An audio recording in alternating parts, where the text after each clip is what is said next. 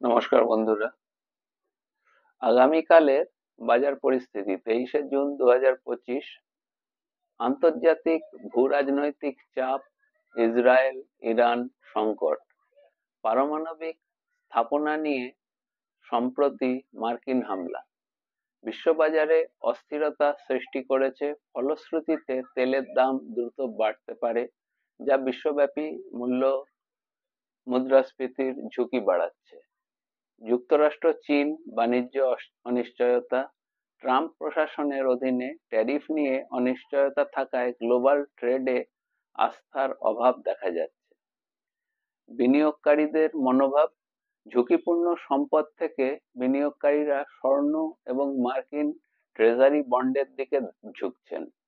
ভারতের অর্থনৈতিক পরিস্থিতি, পরিসীমার মধ্যে বাজার, নিফটি 50 সূচক 24,470 থেকে 25,200 মধ্যে ঘোরাফেরা করছে। বৈশ্বিক চাপের মধ্যে বিনিয়োগকারীরা দ্বিধাগ্রস্ত।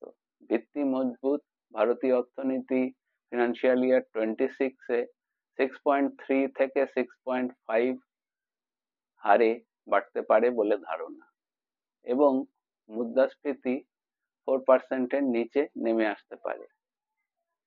তেলের দাম সংবেদনশীলতা, মাঝারি দাম বাড়া সহ্য করতে পারলেও দীর্ঘস্থায়ী বৃদ্ধি বাজারের কর্পোরেট আয়ের ওপর প্রভাব ফেলতে পারে। তাই বিনিয়োগ করার আগে নিজের পোর্টফোলিও রিভিউ করুন, স্টপ লস ঠিক করে রাখুন এবং নিউজ ফ্লোতে চোখ রাখুন। বাজারে ধৈর্য ও তথ্যভিত্তিক সিদ্ধান্ত, এই দুটোই সবচেয়ে বড় হাতিয়ার।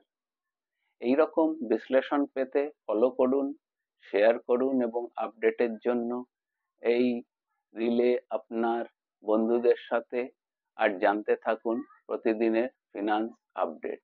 আমার নাম ইন্দ্রনীল, একজন ফিনান্সিয়াল অ্যাডভাইজার হিসেবে আছি আপনাদের পাশে, এবং আমাদের টিমও আছে ব্যাকএন্ডে।